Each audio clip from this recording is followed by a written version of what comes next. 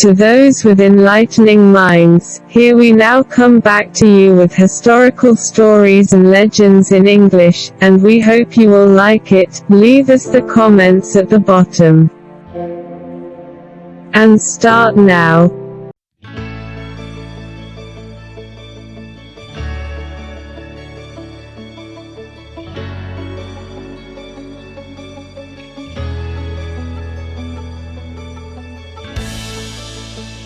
A Russian monk who is the strangest and most mysterious figure to date. He has given the world a unique model that has never entrusted history like a monk.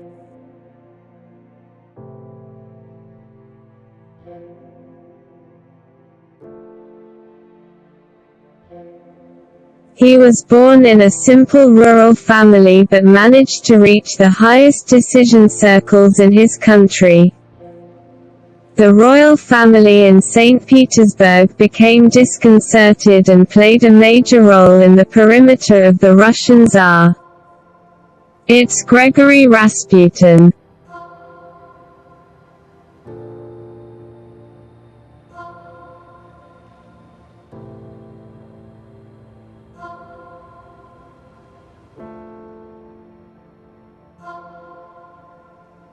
In Siberia, on the 22nd of January 1869, a poor family of simple farmers gave birth to a child.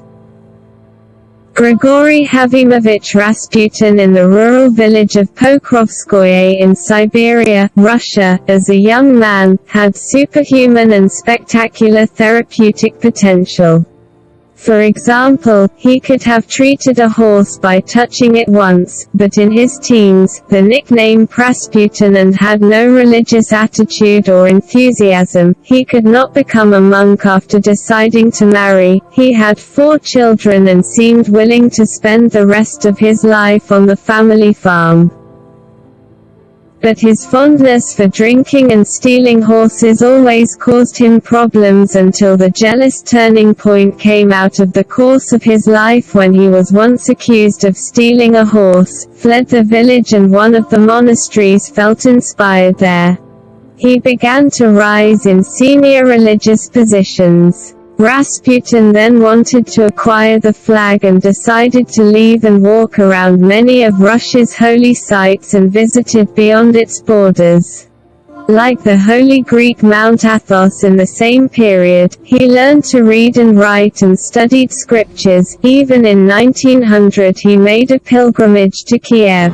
During these trips, he did not wash or replace clothes for months and wore iron restraints to increase his meaning and likened himself to what Christ suffered. Rumors about his therapeutic abilities spread across the country and people began to come to him looking to heal. The healing offered by the Miracle Maker, at which time I organized into an illegal extremist sect known as Kalashti, which combined religious nepotism with illegal and flagrant acts and practices. These ideas became his religious faith. Claiming that an individual could become closer to God if he deliberately committed lustful sins and then tap-topta was genuine. In 1903, there was a rumor in St. Petersburg that there was a mystical monk coming from Siberia with luminous brutal eyes and a crazy look that made miracles. Expecting the birth of the heir to the Russian throne awaited by the country, this was the period set by Rasputin to enter Russian high society. The fact that the aristocracy was familiar with the issues of magic and astrology contributed, and the preparation of spirits was familiar to them. In 1905, Rasputin learned about a theological monk who was acting as a confession monk at the wife of the Emperor of Russia. Rasputin won the trust of this monk. He presented him to the royal court through 2 nuns working at the Queen's palace whose task was to bring in spiritual men. In his memoir of the first meeting with Rasputin on 14 November 1905, Tsar Nicholas II wrote, "We were introduced to Gregory, the man of the Lord. Alexei was the crown prince with a rare and serious incurable disease, Namibia. Hemophilia, since the patient with it causes bleeding that does not stop, and may lead to death, at which time doctors were unable to treat this disease. Rasputin pledged to Caesar and his wife to save the lives of their son and heir to their throne, which happened. Rasputin saved the crown prince from inevitable death. Some said he used herbs to stop bleeding and others thought he used hypnosis to reduce heart rhythm, making the blood go slowly in the body and causing the bleeding to stop." Rasputin made a deep impression at Empress Alexandra. Alexandra was perfectly convinced of his abilities. When he miraculously managed to alleviate the suffering and bleeding of Alexis, the accident that left him in a prestigious place in the palace, and of course he became a very close advisor to Caesar and the Queen. After the Russian army's defeat to the German army and the invasion of Warsaw, the Tsar excluded his uncle, Nicola the Elder, from the army command and took over the battles. He went to the front lines and left power with Empress Alexandra, which was completely dominated by Rasputin. This period, the rumor swelled about his luring of women, even confusing women when they came to hear the sermon. This guy puzzled people where no one could explain his character. There are people who think it's sacred and others who look at him as a demon.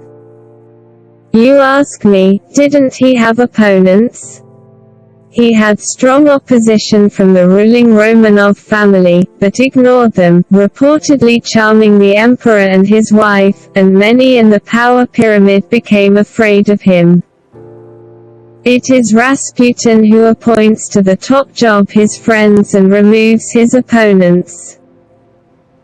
Rasputin opposed the war, and kept begging the Tsar not to participate in the 1913 conflict with the Ottomans in the Balkans. Fanatical patriots continued to insist on war. Rasputin even told the Tsar that entering the war would mean the end of the Romanov family's rule, but internal pressure left Caesar with no choice but military intervention. Rasputin now has many enemies who want to get rid of him, as he has orchestrated many assassination transformers. In 1911, two of his former supporters, a fanatic right-wing monk named Lyudoro Hermogen, Bishop of Saratov, lured Rasputin to a basement where they accused him of using demonic forces to carry out his miracles. He hit Rasputin with the cross, even miraculously escaped death. After the incident, Rasputin informed the Empress about the incident and claimed that they tried to kill him. The Empress intervened and isolated the two men. In early 1913, the same group conspired and tried to pull Rasputin to a house in St. Petersburg under the lure of women, to be able to assassinate him, but Rasputin felt the plot, and did not come on time to that house. In 1914, while Rasputin was on his way to send a response to a telegram he received, a begging woman was blocking the way and asking him for money. Rasputin reached out to his pocket, and the woman took out a knife and attacked him. The woman was a former slut, induced by Lyudor to kill Rasputin.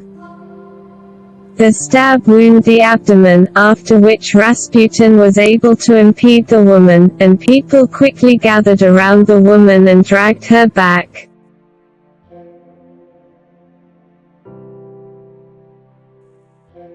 Although Rasputin was staying in hospital because of his injury, he continued to advise the Russian Tsar to stay out of the conflict and wrote the following letter to him. Again I say, there is a terrible storm sweeping through Russia. I see disaster, darkness, grief. No light. It's a sea of tears and blood. What do I say? I can't find words to describe this horror. They all want you to speed up the war, but they don't know that destruction is waiting.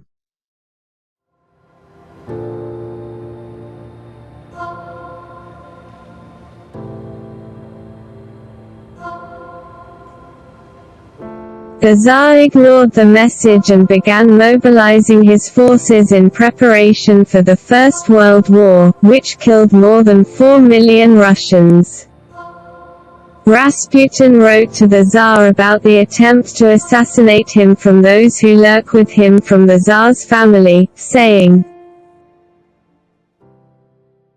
If your relatives kill me, no member of your family will survive for more than 2 years, and you can tell any of your children or relatives that the Russian people will kill them. I'll kill. I no longer have a presence in this life.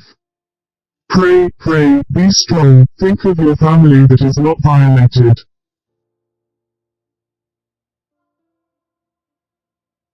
"23 days after writing this letter, one of the deputies of the State Duma conspired with Prince Felix and Grand Duke Dmitry, cousin of the Tsar, and succeeded in luring him to Moika Palace on the pretext that Flex's wife Irina, who is rumored to be the most beautiful woman in St. Petersburg. After midnight on the 16th of December 1916, Rasputin took a car to go to the palace, and after arriving, the server left him in a side room on the first floor waiting for Irina, who claimed to be caring for other guests. The server gave Rasputin a cake and drink containing potassium cyanide poison. Rasputin drank 2 glasses of poisoned booze, and showed no trace of poisoning. He felt more thirsty and excited to see the princess more. When it was 2:30 at night, the lie no longer continued, so the prince excused the monk, and went upstairs claiming he would call Irina right away. But he came back to him, hid a gun, and then shot him. Rasputin opened his mouth like he wanted to talk. The conspirators heard the sound of bullets, rushed into the room, and it was 3 a.m., and watched there as Rasputin's body was outstretched without moving, and the blood's bleeding over the carpet. A conspirator moved towards the body to dispose of it, but was surprised by what he saw. Rasputin opened his eyes and then got on his feet, screaming and roaring, trying to pounce on that conspirator, who was running and calling out horrified,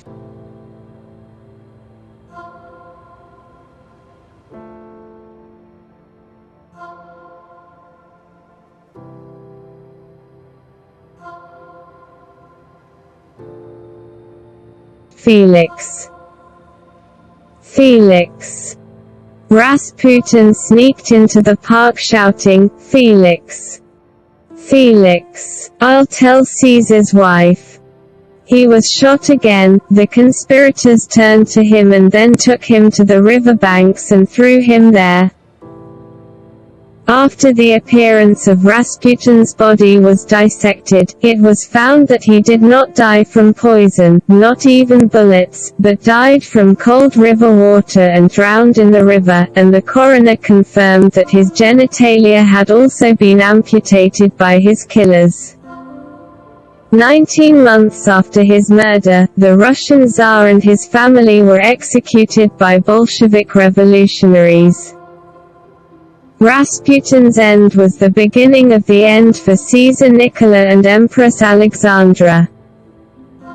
Just 10 weeks after his death, the 1917 Russian Revolution toppled the last generation of the Romanov dynasty. Less than 2 years later, an isolated band executed Caesar Nicola and his entire family in Siberia. If you don't subscribe to the channel, I know it was Rasputin who controlled you with hypnosis. I'm not going to be angry with you.